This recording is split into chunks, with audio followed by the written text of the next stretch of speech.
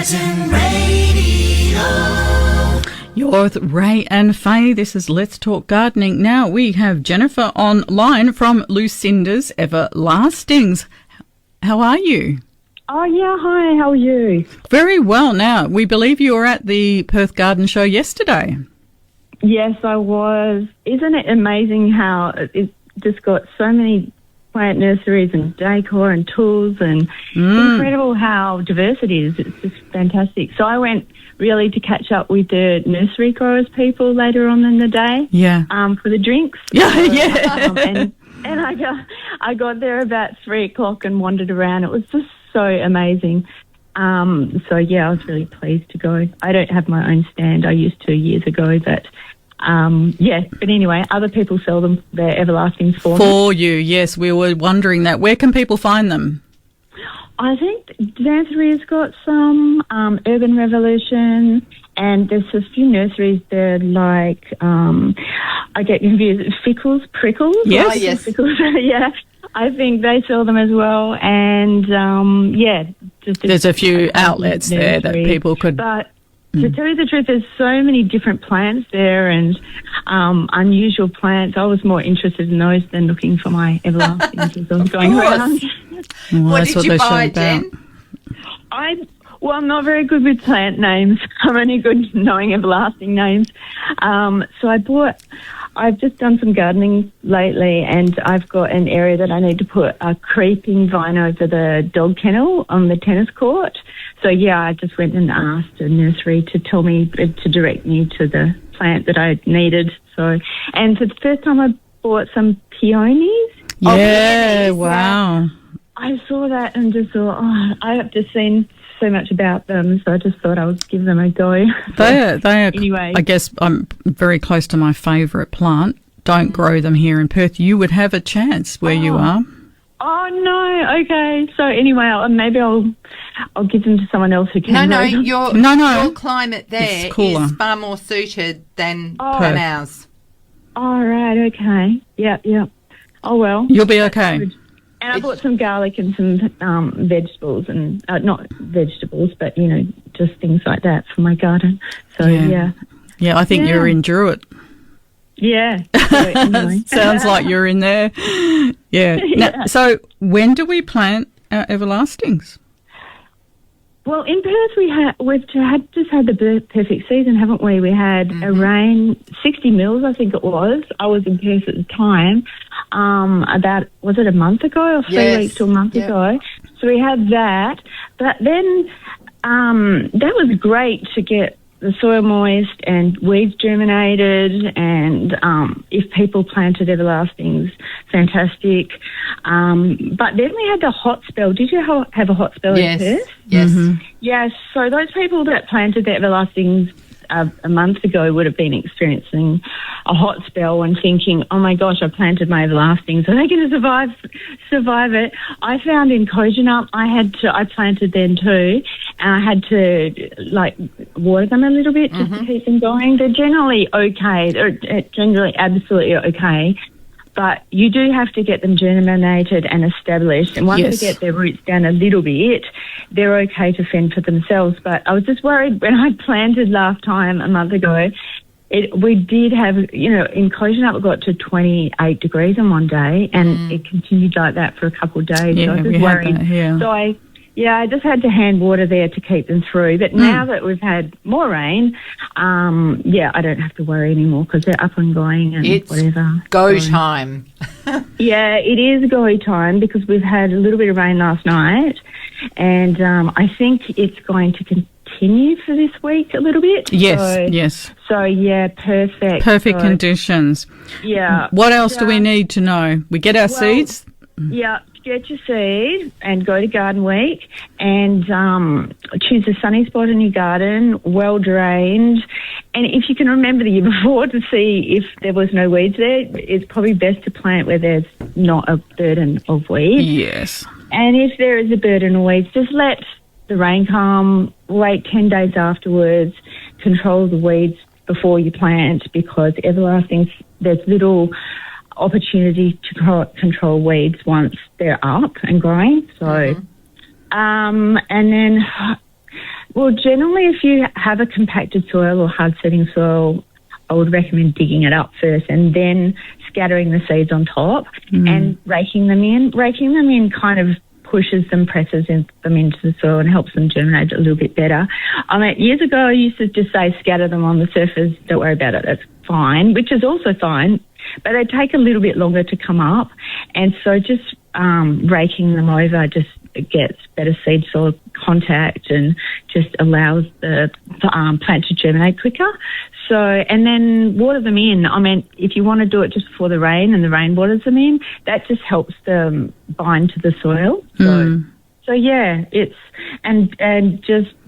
so easy. Just choose a sunny spot, dig it up if you need to, but if you don't, just scatter them on the ground and rake them in. Yeah. So how simple. What about pests? What do we have to look out for? Yeah, that is a problem. Mainly snails are the problem after you sow them with germinating seedlings. They seem to really love everlastings. So I don't like recommending pellets or anything chemical because it concerns me with animals that you might have in your house. Absolutely. So I kind of recommend the beer trap method or something organic where you get beer and the smell of the yeast attracts the snails and they fall in the yogurt container or lids or whatever you want to do to bury in the soil and they fall in and drown. I mean, it sounds horrible, but that's what happens. And yeah, and then you can feed them to your chickens. Yeah, feed them to your chickens. And then they lay eggs and then you get pulled over by the police with a high. I'm only joking.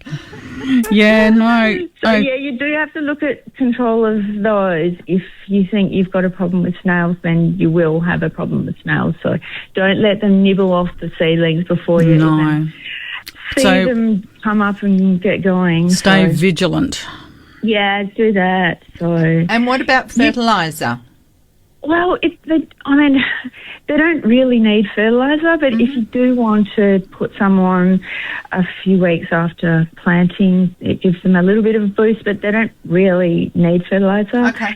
They're used to the soils up north where they don't get fertiliser, but with our crop, for example, we do apply a little bit of urea later on in the season just to give them a boost along, but it's not really necessary, and I really just do that so it's a little bit more showy, so along the main road.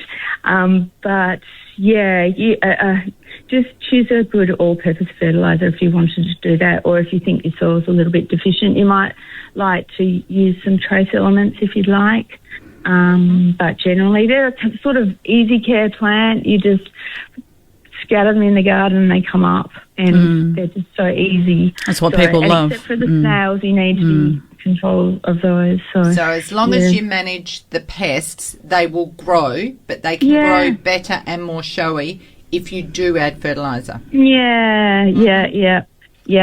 Also, some people might have planted them the years before, and they might be germinating now. They might already be up for the last, since the first rains. So they would have had to have hand watered there if you had a little bit of a dry spot there. But in terms of the weeds coming up as well, there is an option for spraying the grass weeds out of the everlastings if you don't mind chemicals. So that controls the grass weeds. And to tell you the truth, I found this great thing last year. It's a stick, and you put some chemical in it and spot spray out weeds, because sometimes if you get a big cakeweed in the middle of your everlasting display, you pull it out and you pull half the everlasting out as well, and it really annoys me. So this is called a weed wiper, I think. You just dab it and it just shrinks that weed and kills that weed, so you don't have to worry about pulling up that weed and pulling out your everlastings as well. So weed wiper or weed wand. And what is the chemical for spraying out the grass weeds?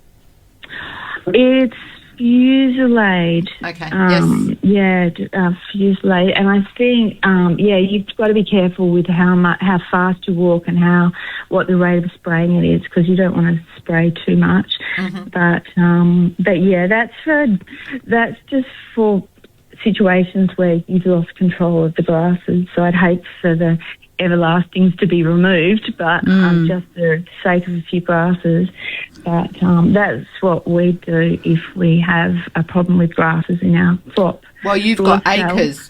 Yeah, we had 25 hectares last year, which was amazing. Wow. This year we're halving that, though, because it was just we had a really wet season last year.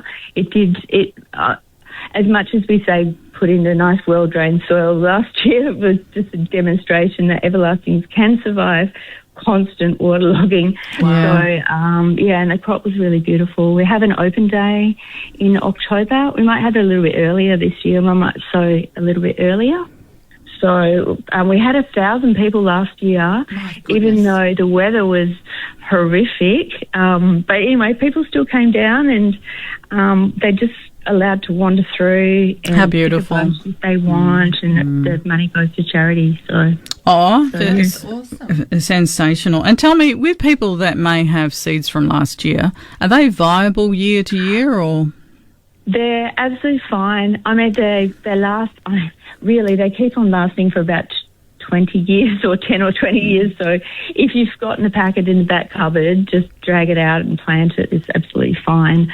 So the seeds are still viable. They've got that white, fluffy, protective coating, and that's probably the reason why they, are a bit more resilient to being left in the cupboard or not planted straight away. So yeah. And so Jen, anyway, they'll probably get flowers in the first flower at the end of July and flowering through August and September. Beautiful. If you sow now or you sowed in the last rain. So yeah, amazing. I just wondered what the benefit is of sowing them sooner rather than later. What happens if you put it off and put it off. And you sow in June, July, yeah. Oh, that's still okay to do. Any time up to August is still okay to do. But if you're sowing later into the season, perhaps I recommend to make sure that everything's right to go. So you maybe even put fertiliser in to encourage them to hurry up with everything. So they will just be slightly shorter if you plant later, and the flowers, maybe they're just as beautiful, but they won't be as big because they haven't had as much time to develop. Yeah. In terms of if you planted in autumn, or this time of year is absolutely perfect. It's warm, the soils are moist, and everything gets going earlier and gets growing before the winter comes about. But it doesn't matter if you forget. Why don't people try stagger planting? They plant some now, but then monthly they put another coating of everlasting seeds on top. And that way you extend your flowering, and when everyone else's plants have died off and faded. You've got a display. Yeah, so that's you've still got message beautiful flowers. to our listeners to get out there and start. Don't put it off. Start now. Yeah, it's so easy. Just sprinkle them on the ground. No effort whatsoever, really, can't say. Excellent. Well, you've heard it here, folks. I hope everyone goes to Garden Week because it was so amazing. There's so many different displays and there's lots of plants to buy and unusual plants as well. Yes. Yes, so much to see and do. Absolutely. Yeah. We were. Yeah. Thank you for generously offering 10 packets of seeds to our listeners. No worries. And can we ask what the value of each packet is? We're about $45. And we're giving 10 packets away this morning. Yeah. To lucky listeners. Thank you so much, Jennifer. No worries. Thanks so much. All right. Enjoy your day. Yeah, you too. And are you back at Kojonup or? I'm heading home today. Yeah, okay. I thought you might still be in Perth. Yes, yeah. I am still in Perth, but I'm going home this morning. Yeah, so we're seeding at home, so it's quite stressful, and I've got to bring some groceries home because I've run out. yeah. Such is country I do a little life. bit of cooking and stuff for seeding. Yes. So. All right. Well, safe travels. Thank you for the information. Thank you very, very much for your kind offer. Just quickly, one more thing. The shop in Kojonup, how's that going? Oh, really good. I've got 2 people working there at the moment. They're busy packing and I have a lot of postal orders, so they pack and Actually, I don't really like doing Facebook and Instagram and all those sorts of things.